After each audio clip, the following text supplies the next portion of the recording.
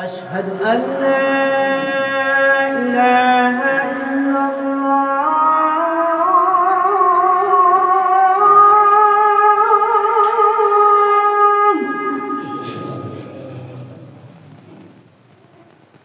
أشهد أن لا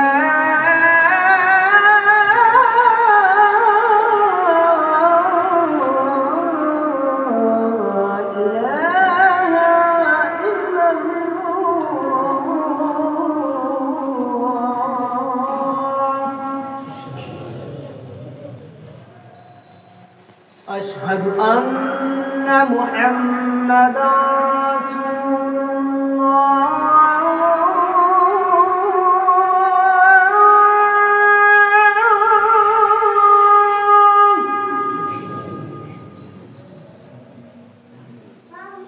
أشهد أن محمدًا رسول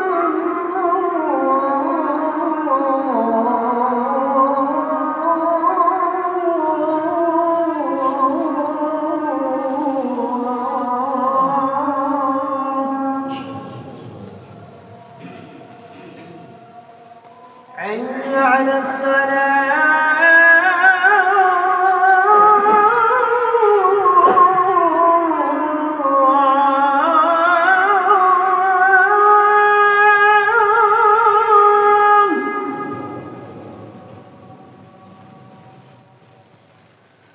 حي على الصلاة.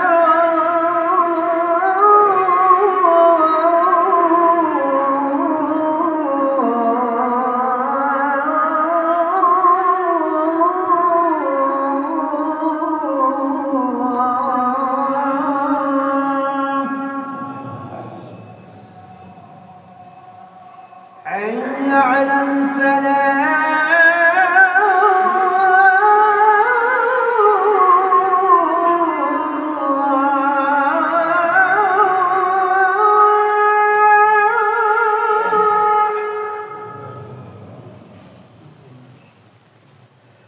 حي على الفلاح.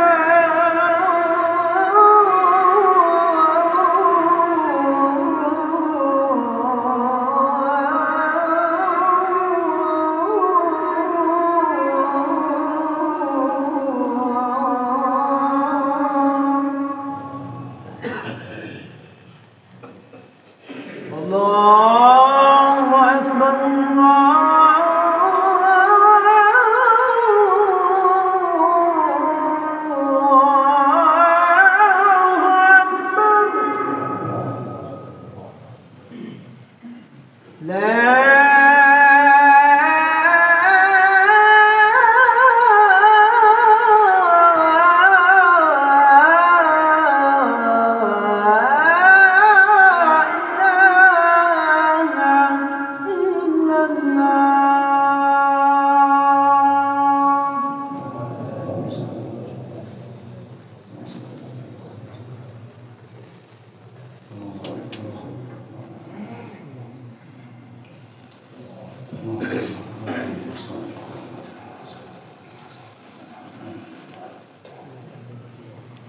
إن الحمد لله نحمده ونستعينه ونستغفره ونعوذ بالله من شرور أنفسنا ومن سيئات أعمالنا. من يهده الله فلا مضل له ومن يضلل فلا هادي له. وأشهد أن لا إله إلا الله وحده لا شريك له وأشهد أن محمدًا عبده ورسوله. صلى الله على نبينا محمد وآله وصحبه وسلم.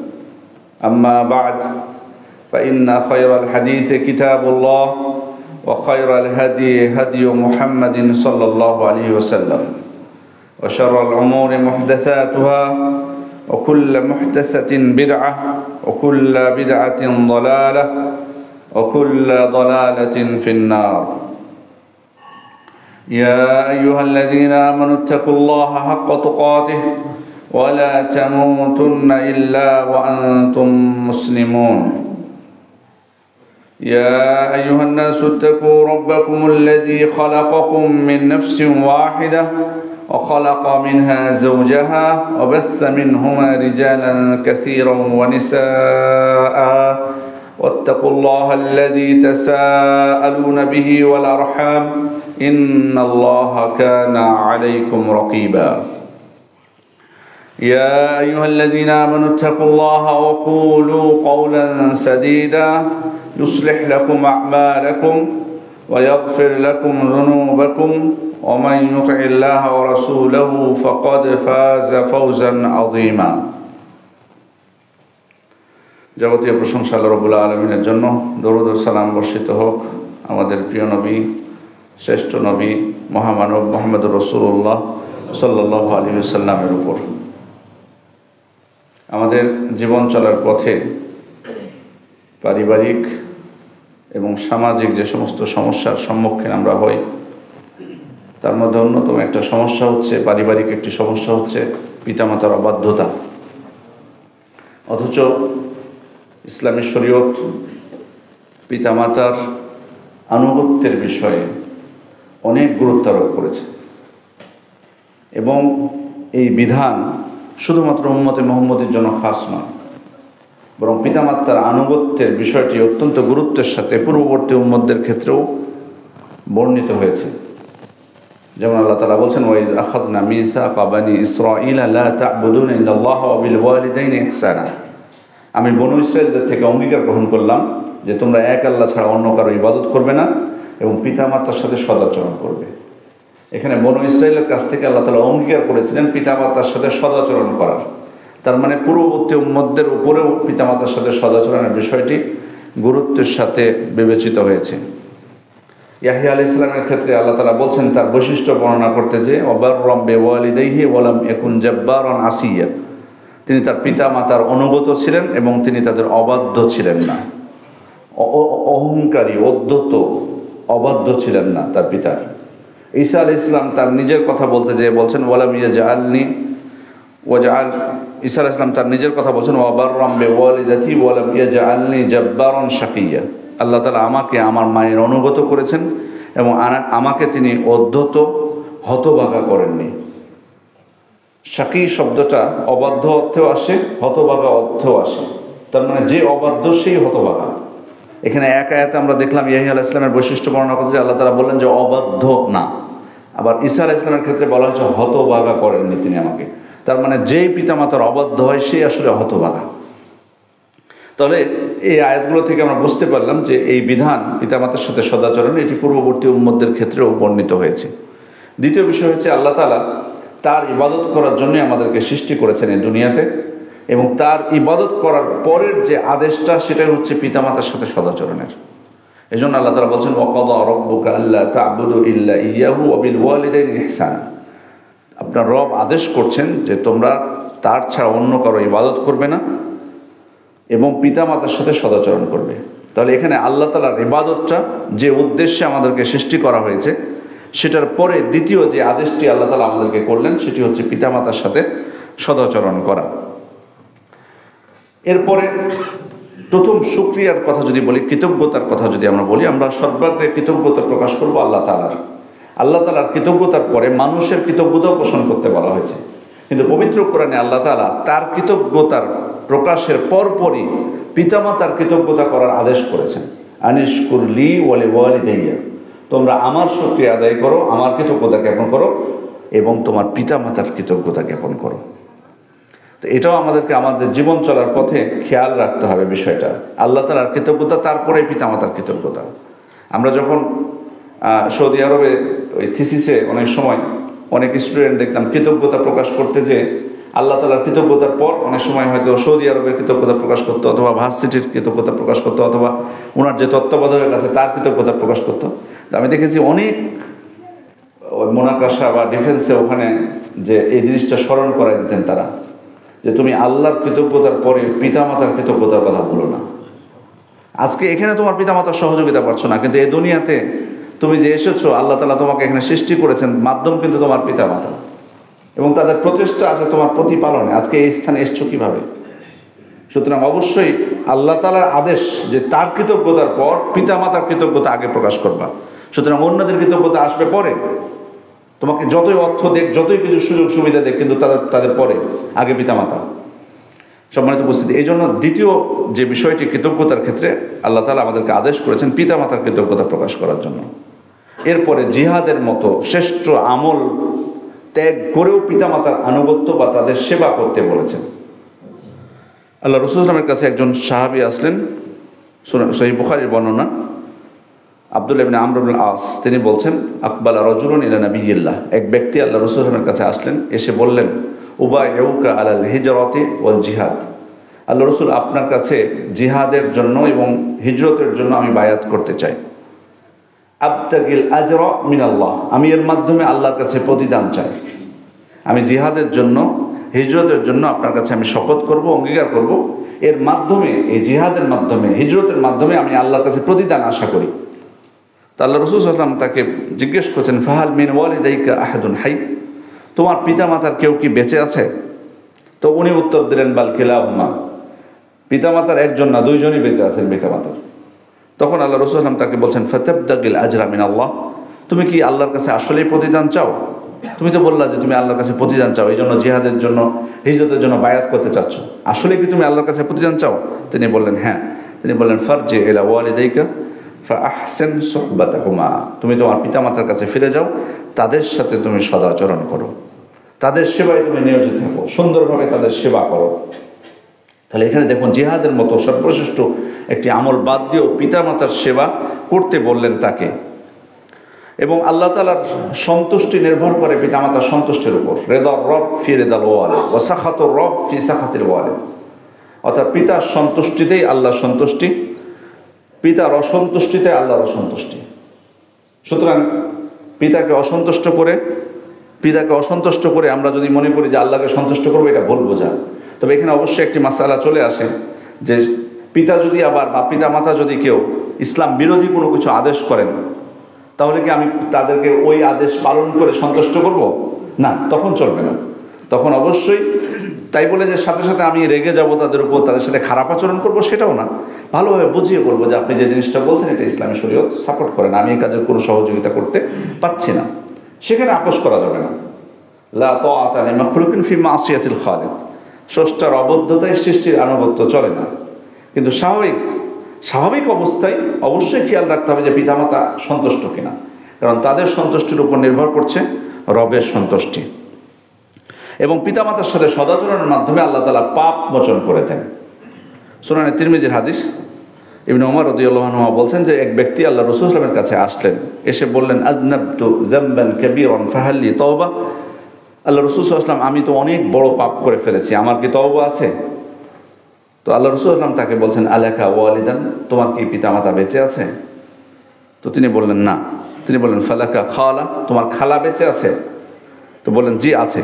ফাবিররাহা ইযান, অতএব তুমি তোমার খালার সাথে, যেহেতু খালা বেঁচে আছে, খালার সাথে সদাচরণের মাধ্যমে তুমি তওবা করো, তোমার পাপ মোচন করো। সুবহানাল্লাহ। তাহলে এখানে দেখুন খালা, পিতামাতার পরে খালার কথা, এখানে গুরুত্বটা বোঝা যায়। দ্বিতীয়ত, তাহলে পিতামাতা যদি হয় তাহলে সেটা তো অবশ্যই সর্বাগ্রে। খালার মাধ্যমে যদি পাপ মোচন করা সম্ভব হয়, তাহলে পিতামাতার সেবা যত্ন, তাদের সাথে সদাচরণ করা, এটা সর্বাগ্রে আসবে। শুধু তাই নয়, পিতামাতার সেবা যত্নের মাধ্যমে যে শুধু আমার নিজের পাপ মোচন করতে পারবো সেটা না, বরং একজন ব্যক্তি যদি তার পিতামাতার সাথে সদাচরণ করেন, তার মাধ্যমে অন্য ব্যক্তিরও পাপ মোচন হয়, তার মাধ্যমে অন্য ব্যক্তিরও পাপ মোচন হয়, শুধু ওনার নিজেরটা না, অন্যরাও উপকৃত হয় তার মাধ্যমে। সহিহ মুসলিমের বর্ণনা, ওয়াইস ইবনে আমির নামক একজন ব্যক্তি ছিলেন, নেককার ব্যক্তি। উনি আল্লাহ রাসূল সাল্লাল্লাহু আলাইহি ওয়াসাল্লামের সময়ই ইসলাম গ্রহণ করেছেন। আল্লাহ রাসূল সাল্লাল্লাহু আলাইহি ওয়াসাল্লাম যখন জীবিত তখন ইসলাম গ্রহণ করেছেন। কিন্তু আমরা রাদিয়াল্লাহু আনহু বলছি না এই কারণে যে উনি সাহাবী ছিলেন না, উনি ছিলেন ইয়ামেনে ইসলাম গ্রহণ করেছিলেন। আল্লাহ রাসূল সাল্লাল্লাহু আলাইহি ওয়াসাল্লাম তখন মদিনায়, তার ইচ্ছা হয়েছিল খুব যে মদিনায় যাবেন, আল্লাহ রাসূল সাল্লাল্লাহু আলাইহি ওয়াসাল্লামের সাথে সাক্ষাৎ করবেন। কিন্তু ওনার মা ছিল বৃদ্ধা, তার মাকে তিনি ফেলে রেখে যেতে সাহস পাচ্ছিলেন না। তার মায়ের সেবা যত্ন করবেন, এই জন্য তিনি তাকে রেখে মদিনায় আল্লাহ রসুলের সাথে সাক্ষাৎ করতে যাননি। তিনি আশা করেছিলেন যে জান্নাতে আল্লাহ রসুলের সাথে তিনি সাক্ষাৎ করবেন, কিন্তু আল্লাহ রসুল সাল্লাল্লাহু আলাইহি ওয়াসাল্লাম তার কথা বলে গেছেন। সাক্ষাৎই হয়নি তার সাথে, তার কথা বলে গেছেন। উমর ইবনুল খাত্তাব রাদিয়াল্লাহু আনহুর সময়ে তার খেলাফতের সময় ইয়েমেন থেকে যখন কোনো সহযোদ্ধারা আসতো, সাহায্যকারী দল আসতো, তাদেরকে তিনি জিজ্ঞেস করতেন যে তোমাদের মধ্যে ওয়াইস ইবনে আমের নামে কেউ আছে? তো অনেক সময় বলতেন না, নাই। এভাবে জিজ্ঞেস করতে করতে একদিন তিনি জিজ্ঞেস করলেন একটা গ্রুপকে যে তোমাদের মধ্যে ওয়াইস ইবনে আমের নামে কেউ আছে কিনা? তারা বললেন জি আছে, আমাদের মধ্যে ওয়াইস ইবনে আমের। তো তাকে ডাকলেন, তাকে তখন জিজ্ঞেস করছেন যে আনতা ওয়াইস ইবনে আমের? তখন বললেন জি। বললেন মিন মুরাদ সুম্মা মিন করান, তুমি কি মুরাদ গোত্রের বা মুরাদ পরিবারের কোরআন গোষ্ঠীর তুমি? তো বলল হ্যাঁ। বলেন ফাকানা বিকা বারাসুন ফাবারাতা মিনহু ইল্লা মাওদিআ দিরহাম, তোমার কি কুষ্ঠ রোগ হয়েছিল এবং এই কুষ্ঠ রোগ আল্লাহ ভালো করে দিয়েছেন 1 দিরহাম জায়গা বাদ দিয়ে, শুধুমাত্র 1 দিরহাম জায়গা বাদ দিয়ে তোমার কুষ্ঠ রোগ ভালো হয়ে গেছে? বলেন জি। বলেন লাকা ওয়ালিদা, তোমার কি মা ছিল? বলেন হ্যাঁ। তো উনি তখন এই যে এতগুলো প্রশ্ন করছেন, এভাবে পরিচয় জানছেন কেন, উনি এবার বলছেন যে তোমাকে এত কথা জিজ্ঞেস করার কারণ হলো সামিআতু রাসূলুল্লাহ সাল্লাল্লাহু আলাইহি ওয়াসাল্লাম, আমি আল্লাহ রাসূল সাল্লাল্লাহু আলাইহি ওয়াসাল্লামকে বলতে শুনেছি ইয়াতি আলাইকুম ওয়াইস ইবনে আমির, আমার মৃত্যুর পর তোমাদের কাছে ওয়াইস ইবনে আমির আসবে, মা আমদাদে আহলিল ইয়ামান, ইয়ামেনের সহযোদ্ধাদের সাথে, ইয়ামেনের সাহায্যকারী দলের সাথে ওয়াইস ইবনে আমির আসবে। এটি আল্লাহ রাসূল সাল্লাল্লাহু আলাইহি ওয়াসাল্লাম বলে গেছেন, সেজন্যই খোঁজ নিতেন উনি। এবং তার পরিচয় বলে গেছেন মিন মুরাদ সুম্মা মিন করান, তিনি মুরাদ পরিবারের কোরআন গোত্রের। কানা বিহি বারাস ফাবারা মিনহু ইল্লা মাওদিআ দিরহাম, তার কুষ্ঠ রোগ হয়েছিল, আল্লাহ রাসূল এটা বলে গেছেন, তার কুষ্ঠ রোগ ছিল 1 দিরহাম জায়গা বাদ দিয়ে আল্লাহ তাকে সুস্থ করে দিয়েছেন। লাহু ওয়ালিদা হুয়া বিহা বার, তার মা আছে, সে মায়ের প্রতি খুবই অনুগত, মায়ের খুবই সেবা যত্ন করে, এতই সেবা যত্ন সে করে যে আল্লাহ এতই সন্তুষ্ট হয়েছেন। লাউ আকসামা আলাল্লাহি লা আবাররাহু, সে যদি আল্লাহর উপর শপথ করে কোনো কথা বলে আল্লাহ সেটাকে পূর্ণ করে দেন। আরবদের এটা রীতি ছিল যে আল্লাহর উপর শপথ করে কোনো কিছু বলা, তো যদি বলে সে, আল্লাহ এটাকে পূর্ণ করে দেন।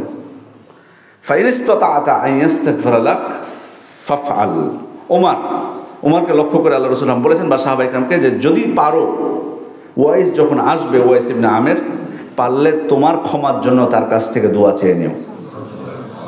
তো এবার ওমর ইবনুল খাত্তাব রাদিয়াল্লাহু আনহু তাকে বলছেন ফাস্তাগফিরলি, আল্লাহ রাসূল সাল্লাল্লাহু আলাইহি ওয়াসাল্লাম যেহেতু বলেছেন, আমি তো সুযোগ পেয়ে গেছি, তুমি আমার জন্য আল্লাহর কাছে ক্ষমা প্রার্থনা করো। ফাস্তাগফারা লাহু, এরপর ওয়াইস ইবনে আমের ওমর ইবনুল খাত্তাবের জন্য ক্ষমা প্রার্থনা করলেন।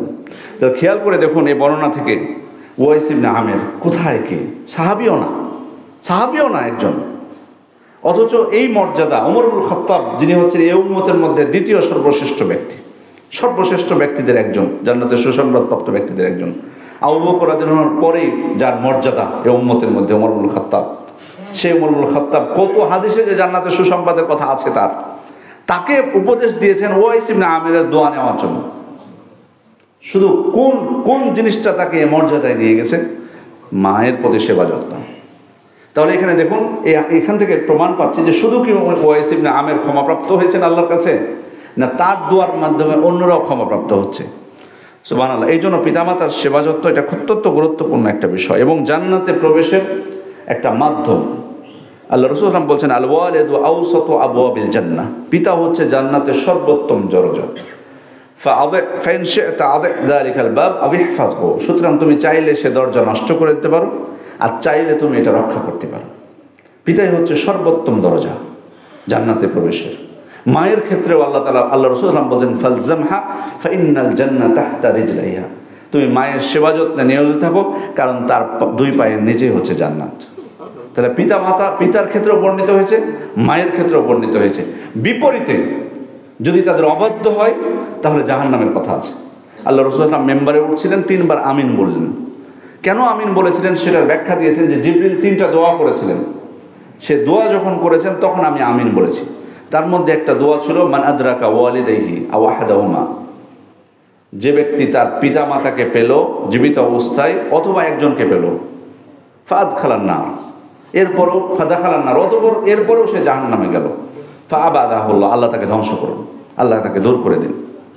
তার এই হাদিস থেকে বোঝা যাচ্ছে কি যে পিতামাতার অবাধ্য হলে তার স্থান হচ্ছে জাহান্নাম। এই পিতামাতার সেবা যত্নের কারণে শুধু মুক্তিটা আখেরাতে না, দুনিয়াতেও মুক্তি পাওয়া সম্ভব। এটা তো জানলাম যে জান্নাত পাওয়া যাবে, সেটা আখেরাতের। দুনিয়াতে পরিণামটা কি? দুনিয়াতেও মুক্তি পাওয়া সম্ভব। বনু ইসরায়েলের 3 জন ব্যক্তি যারা এক গুহায় আটকা পড়েছিলেন, গুহায় তারা লুকিয়েছিলেন, পরে পাথর এসে গুহার মুখ বন্ধ করে দেয়। তখন তারা প্রত্যেকে কিন্তু তাদের একটি সৎ আমলেরকে অশিলা করে তারা দোয়া করেছিলেন। তার মধ্যে একজন ব্যক্তি দোয়া করেছিলেন যে আল্লাহ, আমার পিতামাতা ছিল যাদেরকে প্রতিদিন আমি ছাগল চড়াতাম দিনের বেলায়, তারপরে রাত্রে এসে সন্ধ্যা হলে তাদেরকে এসে দুধ পান করাতাম। একদিন বিশেষ কোনো কারণে দেরি হয়ে গেল আমার ফিরতে, এসে দেখি আমার পিতামাতা ঘুমিয়ে গেছে। আমার বাচ্চারা কান্নাকাটি করছিল আমার পায়ের কাছে, কিন্তু আমি তাদেরকে দুধ খাওয়াইনি। আমি অপেক্ষা করছিলাম যে আমার পিতামাতা কখন ঘুম থেকে উঠবে, তাদেরকে আমি দুধ পান করাবো, যাতে তার এক মুহূর্ত দেরি না হয়। সাথে সাথে দুধ না খেয়ে যেহেতু ঘুমিয়ে গেছে, সাথে সাথে চাইলে যাতে দুধটা পায়, এই জন্য আমি দাঁড়িয়েছিলাম, ফজর পর্যন্ত অপেক্ষা করেছি। আল্লাহুম্মা ইন কুনতু ফাআলতু যালিকা ইবতিগা ওয়াজহিক ফাফরুজ আন্না ফুরজা। আল্লাহ, যদি আপনার সন্তুষ্টির উদ্দেশ্যে আমি এই কাজ করে থাকি, আজকে আপনি আমাদেরকে এখান থেকে উদ্ধার করুন। তারপর পাথরটা কিছুটা সরে গেল। তাহলে দেখুন, দুনিয়ার বিপদ থেকেও মুক্তি পেলেন পিতামাতার সাথে সদাচরণ করার কারণে। আখেরাতে মুক্তি, দুনিয়াতে মৃত্যু। বিপরীতে দুনিয়াতেও কিন্তু শাস্তি আসতে পারে। মুক্তিও যেমন পাবো, কিন্তু অবাধ্য হলে দুনিয়াতেও শাস্তি আসবে। আল্লাহ রাসূল সাল্লাল্লাহু আলাইহি ওয়াসাল্লাম অন্য হাদিসে বলছেন, বাবানে উকুবাতুহুমা বাবানে উকুবাতুহুমা ফিদ দুনিয়া। 2টি পাপের শাস্তি দুনিয়াতেই দেওয়া হয়, দুনিয়াতেই ত্বরান্বিত করা হয়। 2টা পাপের শাস্তি দুনিয়াতেই ত্বরান্বিত করা হয়। একটা হলো আল বাগি ওয়াল উকুক, একটা হলো বিদ্রোহ বা নির্যাতন, জুলুম, আর দ্বিতীয় হচ্ছে পিতামাতার অবাধ্যতা। এই 2টা পাপের শাস্তি দুনিয়াতেই ত্বরান্বিত করা হয়। তার মানে পাপের শাস্তি মানুষ দুনিয়াতেই পেয়ে যায়, এই 2টা পাপের শাস্তি। তাহলে সম্মানিত উপস্থিতি, তাহলে পিতামাতার আনুগত্য বিষয়টা কত গুরুত্বপূর্ণ। এবার আমরা পিতামাতার অবাধ্যতার কথা বলছিলাম, যেটা একটা বড় একটা সমস্যা, পিতামাতার অবাধ্যতা সন্তানদের। সেক্ষেত্রে অবাধ্য কিভাবে হয়? আসলে অবাধ্যতা বলতে কি শুধু এটুকু যে পিতা কোনো একটা কাজ করতে বলবে, সন্তান বলবে আমি পারবো না বা করবে না, শুধুমাত্র কি এটাই অবাধ্যতা না? অবাধ্যতার আরও কিছু চিত্র আছে।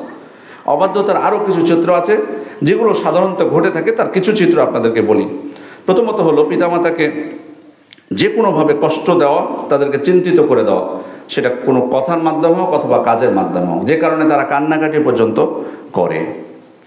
দ্বিতীয় হচ্ছে তাদের বিষয়ে বিরক্তি প্রকাশ করা, বিরক্তিসূচক কথা বলা, উফ করা, যেমন পবিত্র কোরআনে এটা স্পষ্ট নিষেধ আছে, ফালা তাকুল্লাহুমা উফ। তাদেরকে ধমক দেওয়া, ওয়ালা তানহারহুমা, তাদেরকে ধমক দিবে না। আর এর সাথে আরও কঠিন হলো যে পিতামাতাকে কেউ যদি প্রহার করে, মারার কথা কিন্তু নাই, কিন্তু মারাটাকে ছোট কাজ নাকি? যেহেতু বিরক্তিসূচক কোনো প্রকার শব্দ বলতে, উফ বা বিরক্তিসূচক যে কোনো শব্দ বলতে আল্লাহ তাআলা নিষেধ করেছেন, সেখানে মারাটা তো আরও মারাত্মক। ধমক দিতে নিষেধ করেছেন, সেখানে মারাটা তো আরও মারাত্মক। অথচ এ দুনিয়াতে এমন প্রমাণও আছে, আমাদের সমাজে আপনি পাবেন যে পিতামাতাকে মারে, এমন প্রমাণও আছে। এটা অস্বাভাবিক কোনো কিছু না, একটা না একাধিক উদাহরণ আপনি পাবেন। এরপরে হচ্ছে মুখ মলিন করে থাকা। পিতামাতার সামনে আসলে হাসি মুখ আর থাকে না, বাইরে খুব হাসি খুশি, এরকম কিন্তু অনেক মানুষ আছে। বাইরে আপনি দেখবেন, বাইরে তাকে দেখে বুঝতে পারবেন না যে পরিবারের সে কি।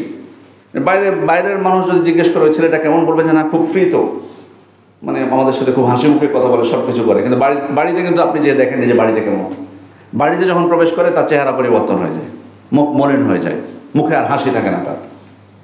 অথচ আল্লাহ রাসূল সাল্লাল্লাহু আলাইহি ওয়াসাল্লাম আদেশ করেছেন যে কোনো মুসলিম ব্যক্তির সাথে সাক্ষাৎ হলে মুচকি হাসতে, তাবাসসুমুকা আলা ওয়াজহি আখিকা সাদাকা। তোমার কোনো ভাইকে দেখে তুমি যদি মুচকি হাসো, এটা হলো সাদাকা একটা। তাহলে সাধারণ ব্যক্তিকে দেখে যদি মুচকি হাসলে সাদাকা হয়, পিতামাতা বেশি অগ্রাধিকার যোগ্য না? যে তাদের সাথে সাক্ষাৎ হলে আমি মুচকি হাসবো, নাকি বাড়িতে ঢুকতে হবে তখন মুখ মলিন করে হাসি কোনোভাবে বের করা যাবে না? পিতামাতা চেষ্টা করলো, এটাও অবাধ্যতা। এটাও এক প্রকার অবাধ্যতা, যে হাসি মুখে আপনি থাকবেন না, মুখ মলিন করে থাকবেন। এরপরে হচ্ছে খাবারের ত্রুটি উল্লেখ করা। মায়ে খাবার রান্না করেছে, সেটা ত্রুটি বলা। কি খাবার রান্না করতেছো? এতদিন থেকে রান্না করো, এত বছর থেকে রান্না করো, এত বড় হয়েছ, প্রতিদিন খাবারের ক্ষেত্রে বিরক্তি প্রকাশ করা।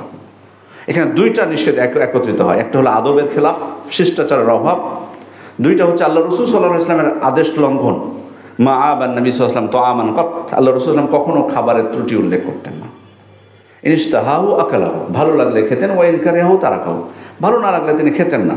কিন্তু তিনি যে সমালোচনা করবেন, রান্নার সমালোচনা করবেন, কি রান্না করেছে, এটা হয়ে যাচ্ছে বেশি, এটা হয়ে যাচ্ছে বেশি, বিরক্তি প্রকাশ করা, এটাও পিতামাতার একটা অবাধ্যতা।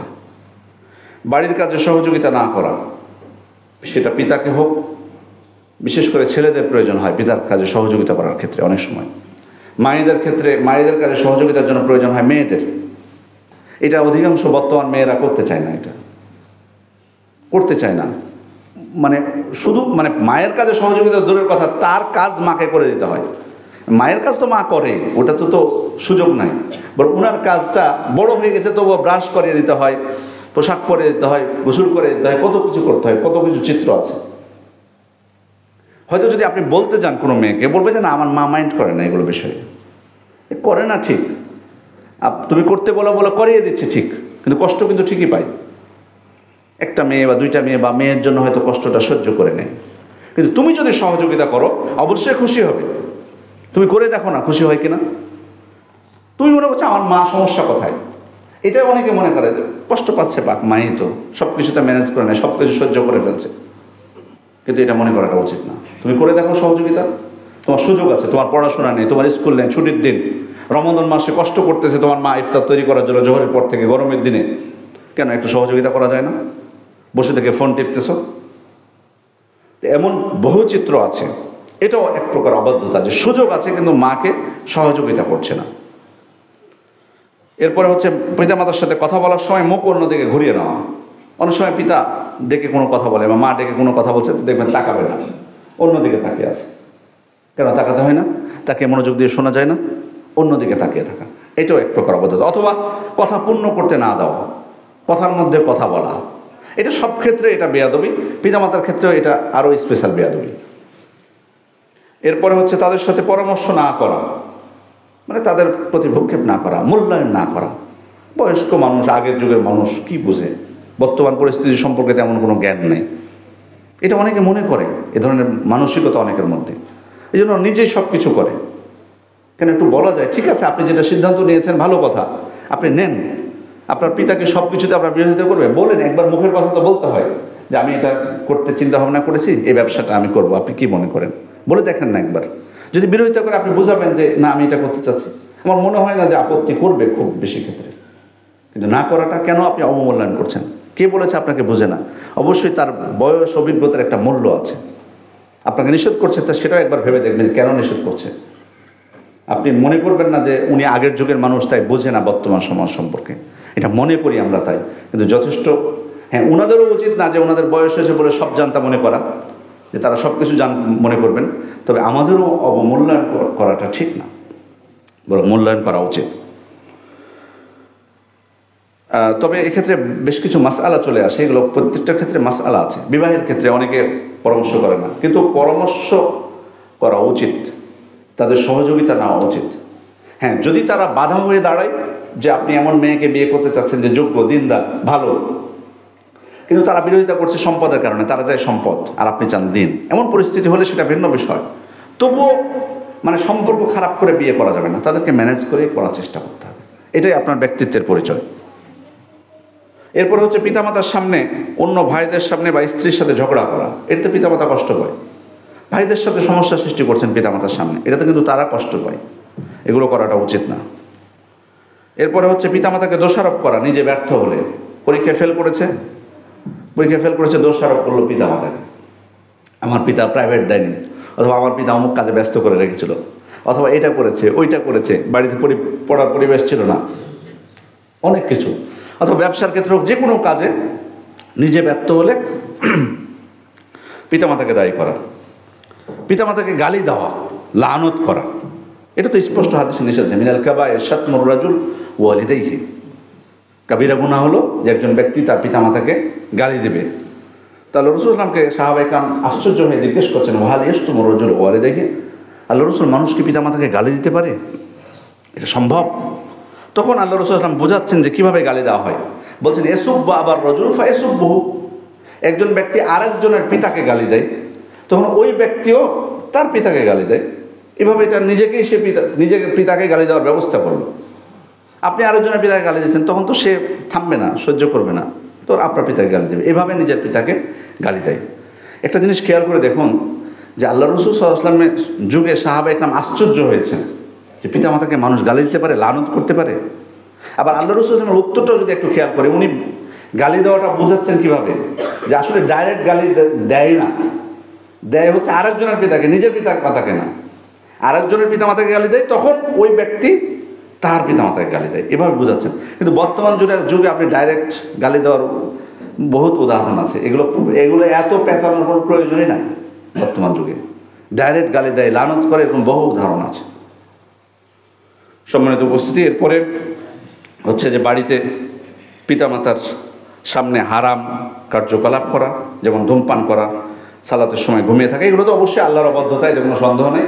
তবে সাথে সাথে পিতামাতারও অবাধ্যতা, পিতামাতার সুনাম নষ্ট করা, এমন কাজ করতেছে পিতা ভালো মানুষ, আলেম মানুষ, অথবা সমাজে একজন পরিচিত ব্যক্তি, গণ্যমান্য ব্যক্তি, সবাই শ্রদ্ধা করে, ভালো মানুষ, কিন্তু সন্তান বখাটে, এমন কাজ করতেছে যে জেলে গেছে।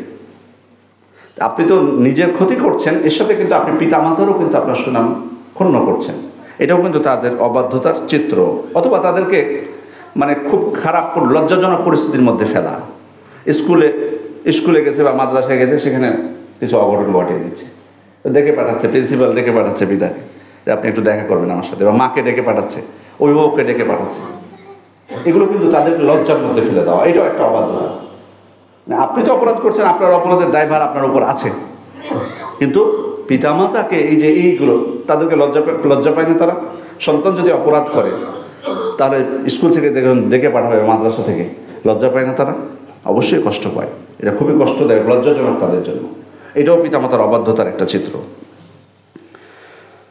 এরপরে অথবা অনেক সময় টাকা ধার নিয়ে নেয়, দেখবেন যে টাকা ধার নিয়ে বসে আছে কাছে, শেষে টাকা পরিশোধ করতে পারে না, তখন পিতামাতাকে এসে খবর দেয় যে আপনার সন্তান আমার কাছ থেকে এত টাকা ধার নিয়েছিল, পরিশোধ করেনি। এই যে এই ধরনের পরিস্থিতি সৃষ্টি করা। এরপরে বাড়ির বাইরে বিনা কারণে অবস্থান করা, বিনা কারণে বাড়ির বাইরে অবস্থান করা, অনেক সময় রাত 10টা, 12টা, 1টা পর্যন্ত বাড়ির বাইরে, এদিকে পিতামাতা অপেক্ষা করছে, মা অপেক্ষা করছে কখন সন্তান ফিরে আসবে, তাদেরকে একটা উৎকণ্ঠার মধ্যে রাখা। নিয়মিত অনেকে এটা করে, নিয়মিত করে, অথচ প্রয়োজন হতে পারে পিতামাতার আপনাকে তাদের সেবার জন্য, ওইটা তো দূরেই থাক, সেবার তো মানসিকতাই নাই। মানে ওনার সেবা করতে করতে পিতামাতার অবস্থা খারাপ, উনি নিজে করবে কোথায়? কিন্তু ওনারা যে উৎকণ্ঠার মধ্যে থাকছে আপনার জন্য, আপনি কোথায় গেছেন বাইরে, কোনো সমস্যার মধ্যে পড়লে কিনা, আপনি ভ্রুক্ষেপই করেন না, ফোন দিলে ফোন ধরেন না, একবার ব্যাকও করেন না তাদেরকে, এটাও একটা অবাধ্যতা। এরপরে হচ্ছে তাদের উপর বেশি বেশি চাওয়া, অর্থাৎ এটা লাগবে আমার, ওইটা লাগবে, আজকে এটা কিনে দিতে হবে, কালকে এটা কিনে দিতে হবে, এই ফোনে আমার চলতেছে না, এর থেকে দামি ফোন লাগবে, এটা চলে না এখন, আমার ফ্রেন্ডদের কাছে অমুক মডেলের ফোন দেখতেছি, এই ঘড়ি এখন কেউ পরে না, এটা বর্তমান যুগে চলে না, একটা পর একটা। অথচ এমন পিতামাতাও আছে তাদের জন্য এগুলো ভারী, তাদের সামর্থ্যের বাইরে। এরপরে হচ্ছে পিতামাতার সামনে স্বামী স্ত্রী ঝগড়াঝাটি করা, এটা ইঙ্গিত দিয়েছি কিছুটা। এরপরে পিতামাতার পরিচয় দিতে লজ্জাবোধ করা, এটাও আছে, অনেকে বলতে চায় না, পরিচয় এড়িয়ে যেতে চায়। হয়তো দেখা যাবে যে তার পিতা খুব বেশি, উনি একটা ভালো অবস্থানে চলে গেছেন, হয়তো ভালো একটা পদ হোক বা যে কোনো পেশার দিক থেকে হোক, পড়াশোনা, পিতা হয়তো বা কৃষক বা শ্রমিক, তো মানুষের যদি জিজ্ঞেস করে তোমার পিতাকে নাম কি, পরিচয় দিতে লজ্জাবোধ করে, এটাও পিতামাতার অবাধ্যতা। এরপরে হচ্ছে তাদেরকে বৃদ্ধাশ্রমে রেখে আসা, এটা তো আছেই, বোঝা হয়ে যাওয়া পিতামাতা, তাদেরকে বৃদ্ধাশ্রমে রেখে আসে, এগুলো অহরহ ঘটনা ঘটছে, এগুলো কিন্তু আমরা দেখতে পাচ্ছি। তাদের ক্ষেত্রে বখিলতা করা, তাদের যেটুকু প্রয়োজন সেটুকু দিতে না চাওয়া, এটা অবাধ্যতা। তারপরে দিলেও করুণা পেশ করা, করুণা প্রকাশ করা, বলা, খোটা দেওয়া অনেকটা, এই তো আপনাদের জন্য এইটুকু করলাম, আপনাদের জন্য এই খরচ করছি, আপনাদের জন্য কোমোড বসালাম টয়লেটে, অথবা এসি লাগালাম, অথবা আইপিএস নিলাম, অথবা এটা করলাম ওইটা করলাম, মানে দিচ্ছে, সেবা যত্ন করছে, কিন্তু আবার সেটা খোটাও দিচ্ছে, করুণা প্রকাশ করছে। তাদের সম্পদ চুরি করে খাওয়া, অন্যায়ভাবে জোরপূর্বক হোক সেটা, অথবা চুরি করা, এটাও অনেক সন্তানদের অভ্যাস আছে। এটা চুরি করে নেওয়া, পকেট থেকে হোক বা যেখান থেকে হোক, কৌশল করে মিথ্যা কথা বলে নেওয়া, এটাও আছে। এরপরে সবশেষ বেশি যেটা, আরও বহুত অবাধ্যতার চিত্র আছে, বেশি যেটা নোংরা, খুব খারাপ যেটা, সেগুলো তাদের মৃত্যু কামনা করা, তাদের মৃত্যু কামনা করা। আশা করি এটাও, আমরা এটা চাই না, কিন্তু এরকম মানুষও কিন্তু সমাজে আছে। আমি অনেক দেখেছি, আপনারা হয়তো দেখেননি, আমি দেখেছি, হয়তো আপনাদের সমাজে নাই, কিন্তু আমি দেখেছি অনেক সমাজে, অনেক মানুষকে দেখেছি এরকম আছে, এরকম মানসিকতার। মনে হয় যে কখন সেটা সম্পদের লোভের কারণে হতে পারে, অথবা পিতা একটু কড়া, লালন পালনে হয়তো একটু কড়াকড়ি করে, তোর মনে করে যে দুনিয়া থেকে গেলে আমি স্বাধীন হয়ে যাব। এগুলো অবাধ্যতার কিছু চিত্র, উদাহরণ মাত্র। এর বাইরে আরও কিছু আমার থেকে আপনারা এই বিষয়ে বহু অভিজ্ঞ। সম্মানিত উপস্থিতি, কেন সন্তানরা অবাধ্য হয় তার কিছু কারণ উল্লেখ করবে। 1 নম্বর হচ্ছে পিতামাতার মর্যাদা সম্পর্কে অবগত না থাকা। 2 নম্বর হচ্ছে পিতামাতাই এর জন্য দায়ী। পিতামাতা সন্তানের অবাধ্যতার জন্য পিতামাতাই দায়ী। এ বিষয়ে অবশ্য এর আগেও আলাপ করেছি, কথা বলেছি এর আগে, যে পিতামাতার যদি ত্রুটি থাকে সন্তান প্রতিপালনে, সন্তান অবাধ্য হয়। সেক্ষেত্রে সন্তানের হক যদি আমি না দিই, সন্তানও আমাকে আমার হক দিবে না। বহু ঘটনা আছে। ইবনুল কাইয়িম রাহমাতুল্লাহ আলাইহি তুহফাতুল মওলুদের মধ্যে, তুহফাতুল মওদুদের মধ্যে উনি বেশ কিছু একটা ঘটনার প্রতি ইঙ্গিত দিয়েছেন। ওমর ইবনুল খাত্তাব রাদিয়াল্লাহু আনহুর সময়ে যে একজন ব্যক্তি এসে অভিযোগ করেছিল তার সন্তানের বিষয়ে, যে তার সন্তান তার অবাধ্য। তো তার সন্তানও তখন ওমর ইবনুল খাত্তাবকে জিজ্ঞেস করেন যে ঠিক আছে, আমি অবাধ্য হয়েছি, কিন্তু আমার কি কোনো হক নাই আমার পিতার উপর? আমার পিতার উপর কি সন্তানের কোনো অধিকার নেই? মানে আমি তার অধিকার দিচ্ছি না, এটা ঠিক, কিন্তু আমার কিছু অধিকার আছে কিনা ইসলামে? বলে হ্যাঁ, অবশ্যই আছে। কি অধিকার আছে? বলে তোমার জন্য একজন সৎ মা নির্বাচন করবে, তোমার একটা সুন্দর নাম রাখবে, তোমাকে কোরআন শিক্ষা দেবে। তো স্পষ্ট বললো যে আমার পিতা একটা, এই হক 3টার একটাও আদায় করেনি। তখন ওমর ইবনুল খাত্তাব তাকে ধমক দিয়ে বলেছেন যে তুমি তোমার ছেলের অবাধ্যতার অভিযোগ নিয়ে আমার কাছে এসেছো, কিন্তু তুমি তো আগে অবাধ্য হয়েছো। তোমার সাথে খারাপ আচরণ করার পূর্বে তুমি তার সাথে আগে খারাপ আচরণ করেছো, ভুল তুমি আগে করেছো, ও আগে করেনি, ভুল তো তুমি আগে করেছো। তুমি তার সুন্দর নামও রাখনি, তার মা মাজুসি মহিলাকে তুমি বিয়ে করেছো, তাকে কোরআন শিক্ষা দাওনি, তো ভুল তো তুমি আগে করেছো। তো প্রতিপালনে আমাদের আগে এটা দেখা দরকার যে আসলে আমার ভুলের কারণে হলো কিনা, আমি কিভাবে তাকে প্রতিপালন করেছি, আমি তাকে দিন শিক্ষা দিয়েছি কিনা, আমি তাকে নৈতিক শিক্ষা দিয়েছি কিনা, আমি তাকে আদব শিষ্টাচার শিক্ষা দিয়েছি কিনা। সম্মানিত উপস্থিতি, 3 নম্বর হচ্ছে আদামুল কুদওয়া, নিজে দৃষ্টান্ত না হওয়া। নিজে দৃষ্টান্ত না হওয়া, নিজে আমি যে কাজটা করতে বলছি সন্তানকে, সেটা আমি নিজে করি কিনা। সে যে অবাধ্য হচ্ছে কারণটা কি? তাকে সত্য কথা বলতে বলছে, সে সত্য কথা বলে না। তাকে মসজিদে যেতে বলছে, সে মসজিদে যায় না। এমন অভিভাবক আছে যে সন্তানকে মসজিদে যেতে বলে, কেন? যে সন্তান মাদ্রাসায় পড়ে তাই। আর উনি যাবেন না কেন? উনি মাদ্রাসায় পড়েনি, উনি আলেম না তাই। এমন আছে, সন্তানকে বলে, অভিযোগ দেয় এসে যে আপনাদের এই প্রতিষ্ঠানে ভর্তি করালাম কত আশা নিয়ে, কিন্তু মসজিদে তো যায় না। আমি তখন জিজ্ঞেস করছি আপনি যান মসজিদে? বলছে আমার একটু সমস্যা আছে, আমার অবশ্যই একটু ত্রুটি বিচ্যুতি আছে। তো আপনার ত্রুটি বিচ্যুতি থাকলে আপনার সন্তান কীভাবে সংশোধন হবে? আমরা এখান থেকে বলে দিলাম ঠিক, কিন্তু আপনাকে তো আগে দোয়া হওয়া লাগবে। কেন আল্লাহর কাছে আপনাকে হিসাব দেওয়া লাগবে না? এত সহজ যে আপনি মাদ্রাসায় দিয়েছেন, ও আপনার জন্য দোয়া করবে আর আপনি পার পেয়ে যাবেন কিয়ামতে। এগুলো ভাবলে হবে না, এগুলো ভুল ভাবা। ভালো এটা আপনি দিয়েছেন আপনার সন্তানকে নৈতিক শিক্ষা, দিন শিক্ষা, কিন্তু আপনাকেও আগে দোয়া হতে হবে তার ওই কাজের। চতুর্থ হলো যে একজন ব্যক্তি তার সন্তান অবদ্ধ হয়, তিনি নিজে অবদ্ধ ছিলেন তার পিতামাতার তাই।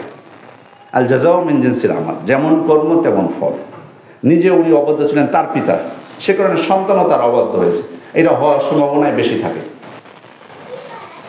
কাবাতাদিনও তুদান, এই জন্য ইতিহাস সাক্ষ্য যে যারা তাদের পিতামাতার সাথে সদাচরণ করেছে তারাও সদাচরণ পেয়েছে, যারা করেনি তারাও অবাধ্যতা পেয়েছে সন্তানদের কাছ থেকে। ইব্রাহিম আলাইহিস সালামের উদাহরণ, ইব্রাহিম আলাইহিস সালাম পিতাকে দাওয়াত দিলেন, তাওহীদের দাওয়াত দিলেন, জান্নাতের পথে ডাকলেন, কত সুন্দর করে বোঝালেন, ওহীর দাওয়াত দিলেন তিনি, কিন্তু পিতা ক্ষিপ্ত হলো। রাগিবুন আনতা আন আলিহাতি ইয়া ইব্রাহিম লাইন লাম তানতাহি লাআরজুমান্নাকা ওয়াহজুরনি মালিয়া। কত কঠিন কথা বললেন যে তুমি আমার উপাস্যদের থেকে তুমি মুখ ফিরে নিচ্ছ, তুমি যদি এটা বন্ধ না করো তাহলে তোমাকে আমি পাথর মেরে হত্যা করব, আর চিরতরে তুমি আমার কাছ থেকে চলে যাও এখান থেকে।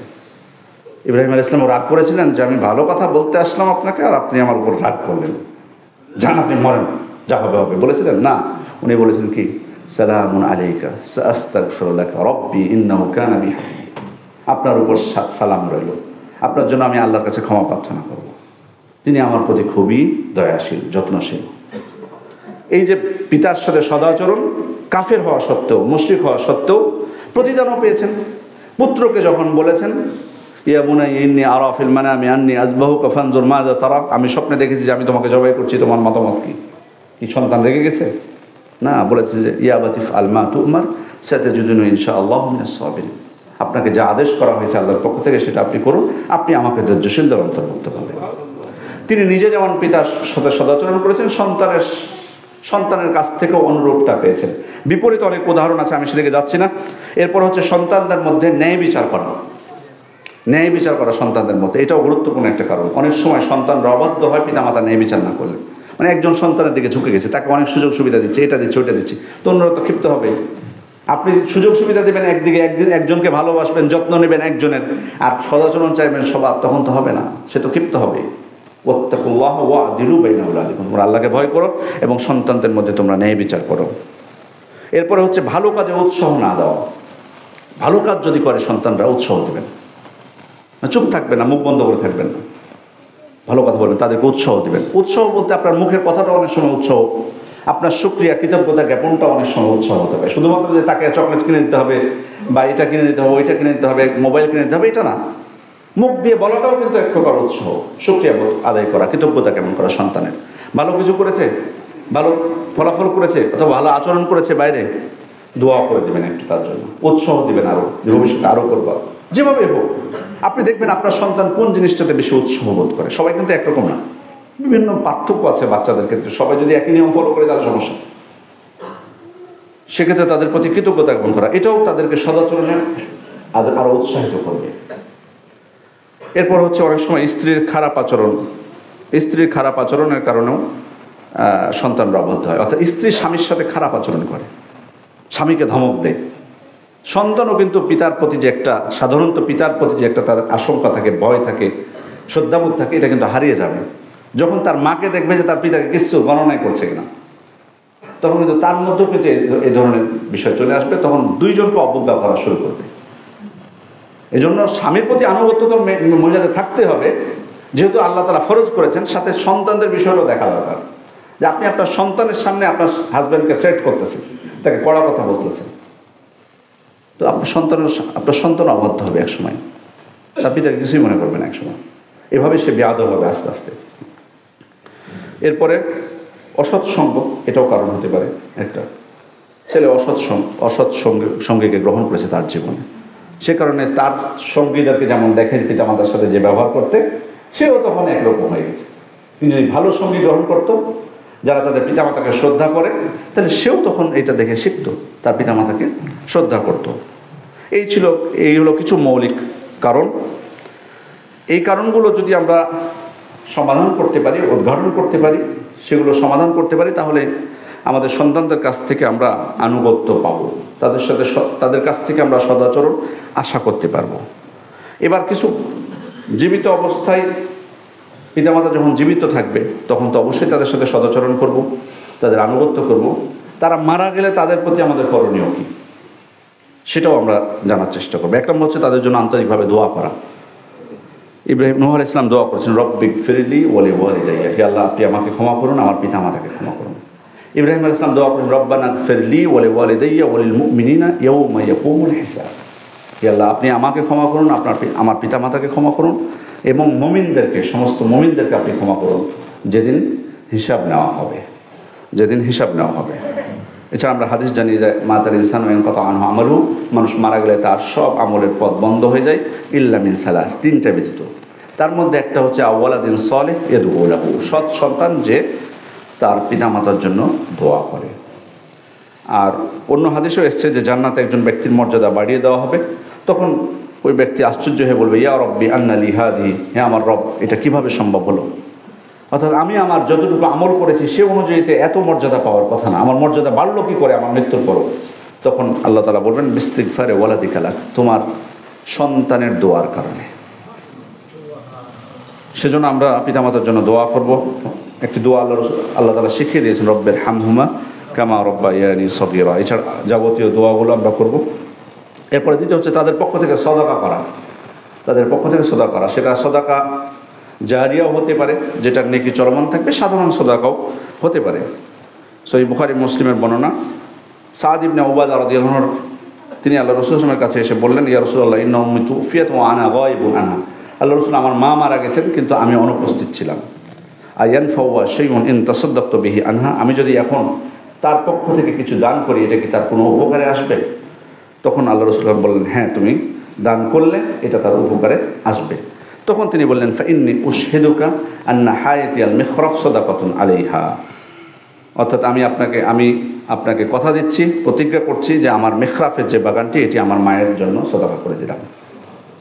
এভাবে তিনি তার মায়ের উদ্দেশ্যে সদাকা করেছেন। তাহলে মৃত ব্যক্তির পক্ষ থেকে দুইটা আমরা পেলাম, সদাকা করা। একটু খেয়াল করে শুনবো, কারণ এখানে আমাদের অনেক সমস্যা আছে।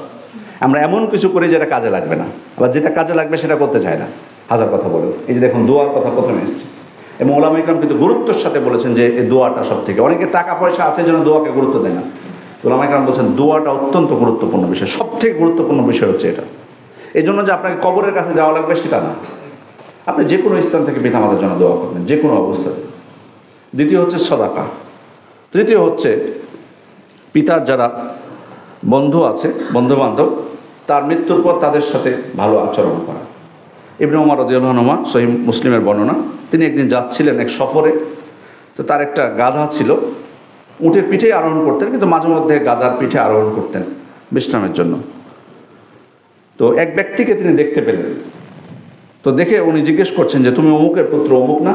বলল, হ্যাঁ। তখন উনি ওনার গাধাটা ওই ব্যক্তিকে দিয়ে দিলেন। গাধাটা দিয়ে দিলেন, যে তুমি দেওয়ার পর বলছেন যে তুমি এটার উপর আরোহণ করবা, অর্থাৎ উপহার হিসেবে তাকে হাদিয়া হিসেবে দিয়ে দিলেন। এবং ইবনে ওমর রাদিয়াল্লাহু আনহুর একটা পাগড়ি ছিল, ওই পাগড়িটাও তাকে দিয়ে দিলেন।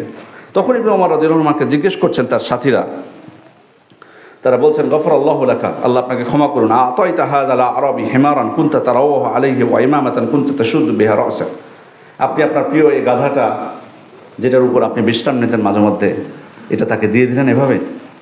এবং আপনার পাগড়িটাও, যেটা দিয়ে আপনি মাথায় বাঁধতেন, সে পাগড়িটাও তাকে দিয়ে দিলেন। মানে এই ব্যক্তি, অপরিচিত একজন ব্যক্তিকে আপনার প্রিয় জিনিস দিয়ে দেওয়ার কারণটা কি? তখন উনি বলছেন, ইন্নী সামি'তু রাসূলুল্লাহ সাল্লাল্লাহু আলাইহি ওয়াসাল্লাম ইয়াকুল, আমি আল্লাহ রাসূল সাল্লাল্লাহু আলাইহি ওয়াসাল্লামকে বলতে শুনেছি, ইন্না মিন আবাদিল বির আন ইয়াসিলার রাজুলু আহলা উদ্দি আবিহি, সব থেকে বড় সদাচরণ হলো একজন ব্যক্তির তার পিতার মৃত্যুর পর পিতার বন্ধু বান্ধব এবং তার পরিবারের সাথে সদাচরণ করবে। এবং তিনি বলেন, ওয়াইন্না আবাহু কানা সাদিকান লি ওমর, এই পিতা আমার পিতা ওমর রাদিয়াল্লাহু আনহুর বন্ধু ছিলেন। এই ব্যক্তির পিতা আমার পিতার ওমরের বন্ধু ছিলেন, সে কারণে উনি ওনার প্রিয় গাধাটা এবং পাগড়িটা তাকে উপহার দিয়ে দিয়েছেন। কেন? যে আল্লাহ রাসূল তাদের সাথে ভালো আচরণ করতে বলেছেন, সুন্দর আচরণ করতে বলেছেন। তাই তাহলে এটা একটা বিষয় যে পিতার মৃত্যুর পরে তার যারা আত্মীয় বা বন্ধুবান্ধব আছে তাদের সাথে শুধু যোগাযোগ রাখা, তাদের খোঁজ খবর নেওয়া, তাদের সাথে ভালো আচরণ করা। চতুর্থ নাম্বার হচ্ছে তাদের রমাদানের কোনো সিয়াম যদি বাকি থাকে, রমাদানের কোনো ফরজ সিয়াম, সেটা রমাদানের হোক অথবা কোনো মানতের হোক, বাকি থাকলে সে সিয়ামটা আদায় করা। মান মাতা ওয়া আলাইহি সিয়াম সামা আনহু ওয়ালিহু, কোনো ব্যক্তি যদি মারা যায় এবং তার উপর কিছু সিয়াম থেকে যায় কাজা, তাহলে তার পক্ষ থেকে তার ওয়ালি, অভিভাবক এবং তার যারা উত্তরাধিকারী তারা আদায় করে নেবে। এখানে একটা বিষয় রয়েছে, সেটা হলো যে যদি তারা আদায় না করতে চায়, বিকল্প পথ আছে, সেগুলো ফিদিয়া দিয়ে দেওয়া। প্রত্যেকটা সিয়াম প্রতি ফিদিয়া দিয়ে দিতে পারে, মানে রাখতেই যে হবে। অনেকে মনে করে যে আমাদেরকে রাখা লাগবে, এটা মনে করে যে আপনি যদি তারা উত্তরাধিকারী যারা আছে তারা যদি না রাখতে চায়, ওনারা মৃত ব্যক্তি সিয়ামের পক্ষ থেকে ফিদিয়া দিয়ে দিলে চলবে। এটা একটা বিষয়। দ্বিতীয় বিষয় হচ্ছে যে কোন ব্যক্তির ফিদিয়া বা তার পক্ষ থেকে রাখলে সিয়াম গ্রহণযোগ্য হবে। যে ব্যক্তি সিয়াম পালন করতে অভ্যস্ত ছিলেন, মুসলিম ব্যক্তি সিয়াম পালন করতেন, কিন্তু কিছু সিয়াম কাজা থেকে গেছে, তখন আপনারা যদি রাখেন তার পক্ষ থেকে তাহলে কাজে লাগবে। আর যদি এখন দেখা যায় যে একজন ব্যক্তি যুগের পর যুগ উনি সিয়ামই পালন করতেন না, অবাধ্য ছিলেন, তার সন্তানরা এসে যদি তার পক্ষ থেকে সিয়াম পালন করে কোনো লাভ আছে? কোনো লাভ নেই। এই ধরনের ব্যক্তির পক্ষ থেকে কোনো লাভ নেই। না আদৌ আসলে রাখতেন কিনা সিয়াম, মানে তার আগ্রহ ছিল কিনা সিয়ামের প্রতি, এটাও দেখতে হবে। দ্বিতীয় হচ্ছে যে উনি আসলে সিয়াম রাখতেন, কিন্তু সিয়ামের কাজা আদায়ের সুযোগ পেয়েছিলেন, কিন্তু কাজা আদায় করতে পারেননি, তখন আমাকে করতে হবে। কিন্তু যদি উনি কাজা আদায়ের সুযোগই না পায়, তাহলে কিন্তু আমাদেরকে করার প্রয়োজন নেই। যেমন আমি আপনাদের উদাহরণস্বরূপ বলছি, ধরুন কারো পিতা উনি রমাদানের শুরু থেকে অসুস্থ, রমাদানের আগে থেকে বা রমাদানের প্রথম দিন থেকে, তো প্রথম দিন থেকে অসুস্থ, 15 রমাদান পর্যন্ত উনি অসুস্থই থাকলেন, তারপর উনি 15 রমাদানে যেয়ে মারা গেলেন। এখন আমাদেরকে কি এই সিয়াম কাজা করতে হবে তার পক্ষ থেকে? না, প্রয়োজন নাই। কারণ হচ্ছে আপনার পিতা তো সুযোগই পায়নি কাজা করার, সুযোগই তো পাননি উনি, তার পক্ষ থেকে কাজা করার কোনো প্রয়োজন নেই। অথবা আমি আরেকটা বলি যে রমাদান শেষ হয়ে গেছে, রমাদান শেষ হওয়ার পরও উনি সুস্থ হতে পারেননি, ওই অবস্থায় উনি মারা গেছেন, তখনও করার প্রয়োজন নেই। আমি আপনি করব তার পক্ষ থেকে তখন যখন উনি সুযোগ পেয়েছেন, অর্থাৎ অসুস্থ ছিলেন, অসুস্থ থাকার পর সুস্থ হয়েছেন, কিন্তু মনে করেছিলেন যে হয়তো আর কিছুদিন পর রাখবেন যেহেতু সময় থাকে, কিন্তু তার আগে মারা গেছেন, তখন আমরা তার পক্ষ থেকে সিয়াম পালন করব। কারণ কোরআন আয়াতকে ওমান কানা মারিয়াদান আও আলা সাফারিন ফাইদ্দাতুম মিন আইয়ামিন উখরা, ফাইদ্দাতুম মিন আইয়ামিন উখরা। তো উনি তো আসলে অন্য দিনগুলোতে সুযোগই পাননি, সুযোগ পেলে একটা কথা ছিল, যেহেতু সুযোগই তার হয়নি সেহেতু তার পক্ষ থেকে আদায় করা লাগবে না।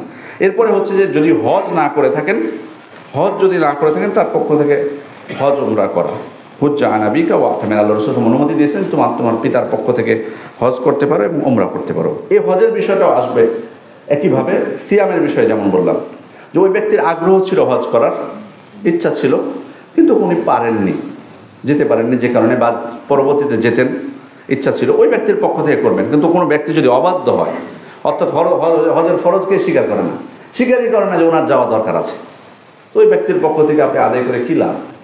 যে আর কোনো ইচ্ছাই হয়নি হজে যাওয়ার, কোনো দিন মনেই করে না, এটাকে স্বীকারই করে না। এরপরে হচ্ছে তাদের যদি কোনো ঋণ থাকে, সে ঋণকে পরিশোধ করে দেওয়া, কারণ এটা সব থেকে মারাত্মক বিষয় একজন ব্যক্তির। ইউগফারুল শাহিদ কুল্লু যামবিন ইল্লা তাইন, শহীদের সব পাপ ক্ষমা করে দেওয়া হবে, তবে ঋণ ছাড়া। এটা অত্যন্ত মারাত্মক বিষয়। এই জন্য ঋণ যদি থাকে, আল্লাহ রাসূল সাল্লাল্লাহু আলাইহি ওয়াসাল্লাম ঋণ কারো যদি জানতেন যে ঋণ আছে, তার জানাজা পড়তেন না যতক্ষণ না নিশ্চয়তা দেওয়া হতো যে তার ঋণ পরিশোধ করা হবে, ততক্ষণ পর্যন্ত তার জানাজা পড়তেন না। এই জন্য পিতামাতার ঋণ আছে কিনা দুনিয়াতে সেটাও দেখে নেবেন। সাধারণ ঋণ তো অবশ্যই, যদি কারো হক নষ্ট করে থাকে উত্তরাধিকারী কারো, সেটাও ফেরত দেবেন। অর্থাৎ আপনার পিতা আপনার ফুফুকে তার অংশ দেয়নি, আপনারা জানতে পেরেছেন এটা, আপনি অংশ দিয়ে দেবেন আপনার ফুফাতো ভাইকে, ফুফাতো বোনকে আপনারা নেবেন না, তাহলে ওনার রক্ষা পাওয়ার সম্ভাবনা আছে। কিন্তু যদি আপনারাও এই সুযোগ সুবিধা ভোগ করতে থাকেন, তাহলে কী লাভ হলো? এরপর হচ্ছে তাদের ওসিয়ত বাস্তবায়ন করা। তবে ওসিয়ত যদি আবার ওয়ারিসদের জন্য করেন, সেটা কিন্তু ওসিয়ত না, এবং 3 ভাগের 1 ভাগ সর্বোচ্চ তার সম্পদের, একজন ব্যক্তি তার সম্পদের 3 ভাগের 1 ভাগ সর্বোচ্চ ওসিয়ত করতে পারবেন, এর বেশি না। কিন্তু এর বেশি ওসিয়ত করার কোনো বিধান নেই। এটা হলো একটা শর্ত। আর একটা হলো ওয়ারিসদের জন্য ওসিয়ত চলবে না, উত্তরাধিকারী যারা, তাদের জন্য কোনো ওসিয়ত নেই, লা ওয়াসিয়াতা লি ওয়ারিস। এগুলো যদি ঠিক থাকে, ওই ওসিয়ত যদি পিতামাতা করে যান, সেটাকে আমরা বাস্তবায়ন করব। কুরবানির বিষয়টা তাদের পক্ষ থেকে সালাফদের মধ্যে এটা নিয়ে মতভেদ ছিল, বর্তমান যুগের আলেমদের মধ্যেও মতভেদ আছে। সর্বোত্তম হলো তার পক্ষ থেকে সাদাকা করে দেবেন, এটাই ভালো সব থেকে। যদি স্পষ্ট কোনো দলিল প্রমাণিত হয় না, স্পষ্ট কোনো দলিল দ্বারা প্রমাণিত হয় না যে মৃত ব্যক্তির জন্য কুরবানি দিলে সেটা তার কাছে পৌঁছবে। আর যেহেতু যে সমস্ত ওলামা ইকরাম তারা বৈধ বলেছেন, তারা আবার বলেছেন যে সম্পূর্ণটাই আপনাকে সাদাকা করে দিতে হবে ওই বস্তুটা, যদি মৃত ব্যক্তির জন্য আপনি কুরবানি দেন। তো যদি তাই হয়ে থাকে, আপনি যদি নিজে কিছুই না খেতে পান, সদাকাই যদি করতে হয়, তাহলে ওই টাকাটাই সদাকা করতে অসুবিধা কোথায় আপনার? যেহেতু কুরবানিটা নিয়ে মতভেদ আছে, মতভেদ থেকে আপনি নিজেকে দূরে রাখেন। আপনার যদি উদ্দেশ্য হয় মৃত ব্যক্তির কল্যাণ করা, যে আপনি কল্যাণের জন্য, তার কল্যাণের জন্য আপনি কুরবানি দিতে যাচ্ছেন, তাহলে যেটা স্পষ্ট সেটাই করুন। আপনার হাতে অপশন থাকতে আপনাকে কুরবানি করতে হবে, এটা নিয়ে এত দ্বন্দ্ব করা লাগবে, আপনাকে কে বলেছে? এর বাইরে মৃত ব্যক্তির জন্য যা কিছু করা হয়, বিভিন্ন কিছু চালু আছে, কোরআন খানি, ফাতিহা খানি, কুলখানি, সবিনা পাঠ, চালসে চাহারা, মৃত্যুবার্ষিকী সহ, এরপরে জুমার দিন দলবদ্ধভাবে কবরের কাছে যাওয়া, 2 ঈদের দিনে যাওয়া, শবে বরাতের রাতে যাওয়া, এগুলো স্পষ্ট বিদআত। এগুলোর মাধ্যমে মৃত ব্যক্তি কোনো উপকার হবে না। অতএব যেগুলো প্রমাণিত, আমি দলিল সহ আপনাদেরকে বলেছি, এগুলো যদি করি তাহলে উপকার পাবে। আমরা আসলে কেন করতে চাই, কি চাই আসলে? এই যে অনেকে আছে লক্ষ লক্ষ টাকা খরচ করে মৃত্যুবার্ষিকীতে, অথবা 40-এর দিন, অথবা 7ম দিনে, অথবা 3 দিনে আপনি অনেক টাকা খরচ করছেন, কিন্তু এই টাকাটা কিচ্ছু আপনি ফল পেলেন না।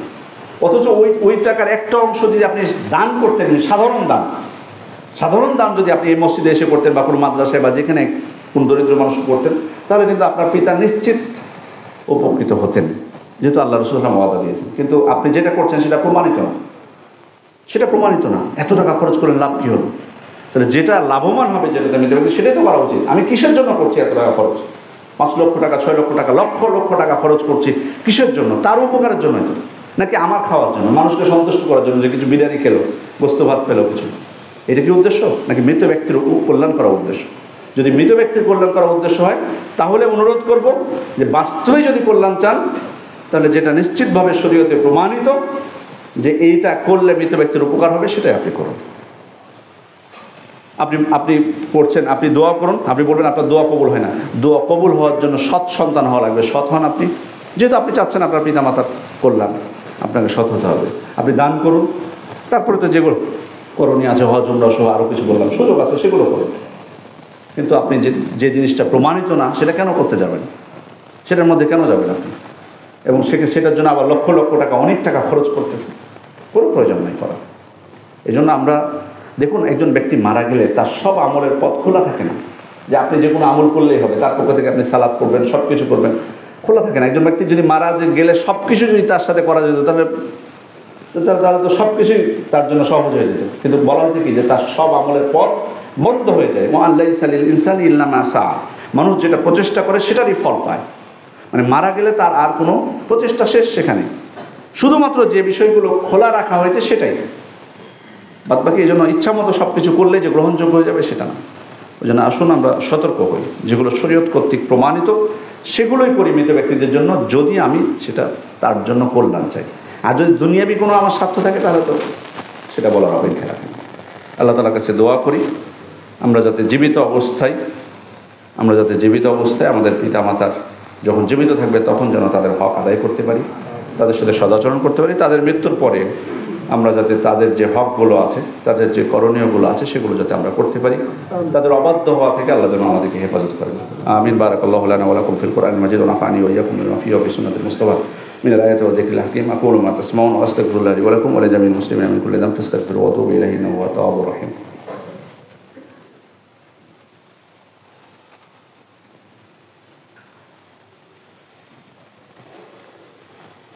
إن الحمد لله نحمده ونستعينه ونستغفره ونعوذ بالله من شرور أنفسنا ومن سيئات أعمالنا، من يهده الله فلا مضل له ومن يضلل فلا هادي له، وأشهد أن لا إله إلا الله وحده لا شريك له، وأشهد أن محمدا عبده ورسوله।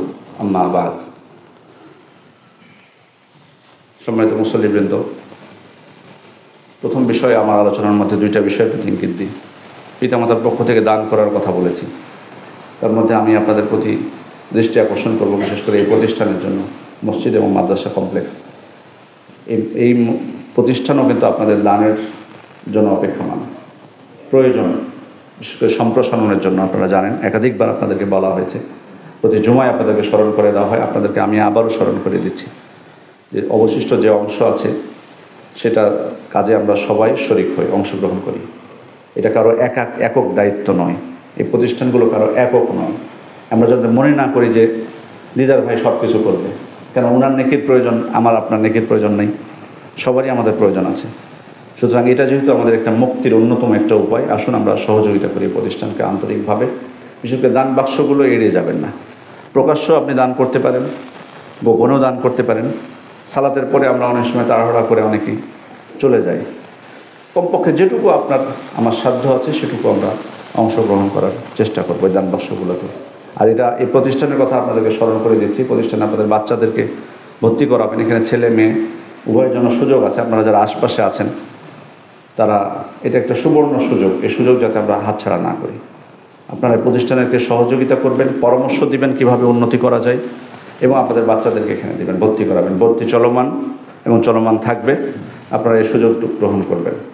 এবং সন্তানদেরকে যে কথা বলছিলাম যে দিন শিক্ষা দেওয়া, নৈতিক শিক্ষা দেওয়া, এটা খুব জরুরি বিষয়। এটা যদি আমরা না দিই তাহলে কিন্তু পরবর্তীতে আফসোস করা হবে, আমার নিজের হক আমি কিন্তু তাদের কাছ থেকে পাবো না। সেই বিষয়টাও বিবেচনা করে আমার আপনার সন্তানকে দিন এবং নৈতিক শিক্ষা দেওয়ার জন্য এই প্রতিষ্ঠানগুলোতে আমরা দেওয়ার চেষ্টা করব। আল্লাহ আমাদেরকে তৌফিক দান করুন, সর্বাত্মক সহযোগিতা করার তৌফিক দান করুন। আমিন। ইন্নাল্লাহা ওয়া মালাইকাতুহু ইউসাল্লুনা আলান নবী ইয়া আইয়ুহাল্লাযীনা আমানু সাল্লু আলাইহি ওয়া সাল্লিমু তাসলিমা ওয়া ক্বালা সাল্লাল্লাহু আলাইহি ওয়াসাল্লাম মান সাল্লা আলাইহি সালাতান সাল্লাল্লাহু আলাইহি আশরা। আল্লাহুম্মা সাল্লি আলা মুহাম্মাদ ওয়া আলা আলি মুহাম্মাদ কামা সাল্লাইতা আলা ইব্রাহিম ওয়া আলা আলি ইব্রাহিম ইন্নাকা হামিদুম মাজিদ। আল্লাহুম্মা বারিক আলা মুহাম্মাদ وعلى آل محمد كما باركت على إبراهيم وعلى آل إبراهيم إنك حميد مجيد. وارض اللهم عن الخلفاء الراشدين والأئمة المهديين أبي بكر وعمر وعثمان وعلي وعن سائر أصحاب نبيك والتابعين ومن تبعهم بإحسان إلى يوم الدين. اللهم أعز الإسلام والمسلمين، اللهم أذل الشرك والمشركين، اللهم انصر المسلمين في كل مكان. ربنا آتنا في الدنيا حسنة وفي الآخرة حسنة وقنا عذاب النار. ربنا ظلمنا أنفسنا وإن لم تغفر لنا وترحمنا لنكونن من الخاسرين. اللهم اشف مرضانا وارحم موتانا واغفر لنا جميعا يا رب العالمين. اللهم اشف مرضانا وارحم موتانا واغفر لنا جميعا يا رب العالمين. আমাদের মধ্যে যারা অসুস্থ আছেন, বিশেষ করে একজন ব্যক্তি তার অসুস্থতার ব্যাপারে, তার পরিবারের অসুস্থতার ব্যাপারে দোয়া চেয়েছেন, আমরা তার জন্য আন্তরিকভাবে দোয়া করব, তার পরিবারের সুস্থতার জন্য দোয়া করব। আমাদের সবার জন্য, যে সমস্ত ভাইরা বিশেষ করে মসজিদের মুসল্লিদের মধ্যে যারা অসুস্থ আছেন তাদের জন্য আন্তরিকভাবে দোয়া করবো, আল্লাহ যেন তাদের সবাইকে সুস্থ করে দেন। যারা মারা গেছেন তাদের জন্য দোয়া করবো, আল্লাহ তাদেরকে যাতে কবরে আযাব থেকে রক্ষা করেন এবং জান্নাতুল ফেরদাউস দান করেন। এবং এই মসজিদের জন্য যারা বিশেষভাবে অংশগ্রহণ করেছেন এই মসজিদের উন্নয়নমূলক কাজে বিভিন্নভাবে, সার্বিকভাবে, তাদের জন্য আমরা আন্তরিকভাবে দোয়া করছি, আল্লাহ তাদেরকে যাতে উত্তম বিনিময় দান করেন দুনিয়া এবং আখিরাতে। ইবাদাল্লাহ ইরহামুকুমুল্লাহ, ইন্নাল্লাহা ইয়া'মুরু বিল আদলি ওয়াল ইহসান ওয়া ইতা'i যিল কুরবা ওয়া ইয়ানহা আনিল ফাহশাই ওয়াল মুনকারি ওয়াল বাগyi ইয়া'iযুকুম লা'আল্লাকুম তাযাক্কারুন ফাযকুরুল্লাহা ইয়াযকুরুকুম ওয়াদউহু ইস্তাজিব লাকুম ওয়া লাযিকরুল্লাহি আকবার ওয়াল্লাহু ইয়া'লামু মা তাসনাউন। কুমু ইলা সালাতিকুম।